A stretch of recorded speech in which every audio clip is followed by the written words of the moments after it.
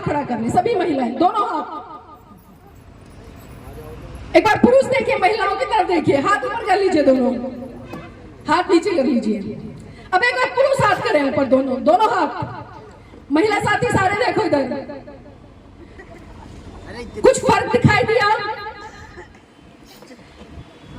कोई भी पुरुष साथी ये बताए, जब महिलाओं ने हाथ ऊपर किए तो आपको क्या दिखाई दिया? क्या दिखाई दिया? चूड़ियां। और जब इन्होंने हाथ ऊपर किए तो क्या दिखाई दिया? कुछ भी दिखाई नहीं दिया ना। अब एक बात बताइए, आप सबने 8-8, 9-9, 10-10 चूड़ियां पहन रखी है, लेकिन मेरे पुरुष भाई यहाँ पर बैठे, एक ने भी किसी के हाथ में कड़ा भी नहीं है। अब ये बताएं कि चूड़ियां किसका प्रतीक होती हैं? किसका प्रतीक होती हैं? पढ़े लिखे बच्चे ही बैठे हैं। भाई जी बोल रहे सुहागन का प्रतीक होती है। भाऊजी के लिए तालियां बजा दीजिए। भाऊजी ने कहा है कि गुलामी का प्रतीक होते हैं, कमजोरी का प्रतीक होती है।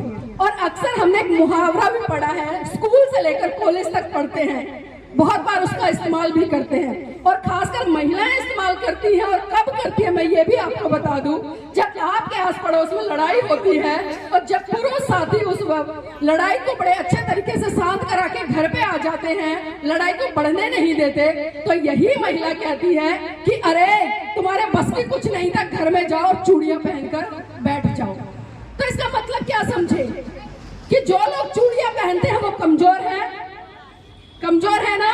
आप खुद बताइए, क्या आप कमजोर हैं? आप बुज़दिल हैं? आप कायर हैं?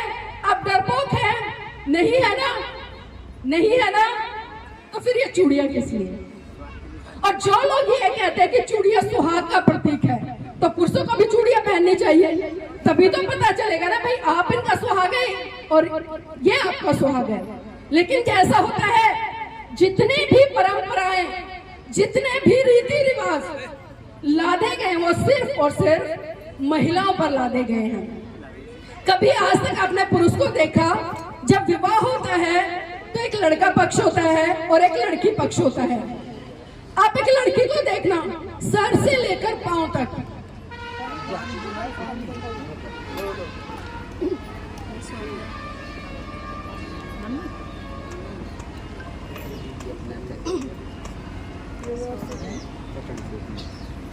सर से लेकर पांव तक एक लड़की को उन सभी परंपराओं में ला दिया जाता है जिससे कि देखने से ही पता चल जाए कि वो शादीशुदा है। उसके पैरों में बिछुए डाल दिए जाते हैं, उसके हाथों में चूड़ियां डाल दी जाती है, गले में मंगलसूत्र पहना दिया जाता है, माथे पे बिंदिया लगा दी जाती है और मांग में सिंदूर भर दिया जाता है। लेकिन वहीं दूसरी तरफ अगर हम पुरुष साथी को उठाकर देखें तो सर से लेकर पांव तक उसके शरीर पे एक भी आभूषण आपको ऐसा दिखाई नहीं देगा जिससे ये पता चले कि ये शादीशुदा है। आप समझ रहे हो कि आपको किस कदर और किस हद तक गुलाम बनाया जा रहा है? शादी तो पुरुष की भी हुई है ना?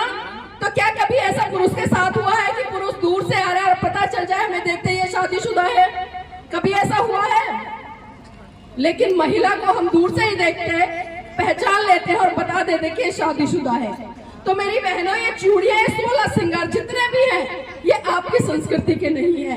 और परम पूज्य बाबा साहब ने जिन जिन चीजों को आपको मना किया करने के लिए, आप लगातार उन्हीं चीजों को आज कर रही हैं, बढ़ावा दे रही हैं। अभी कुछ दिन पहले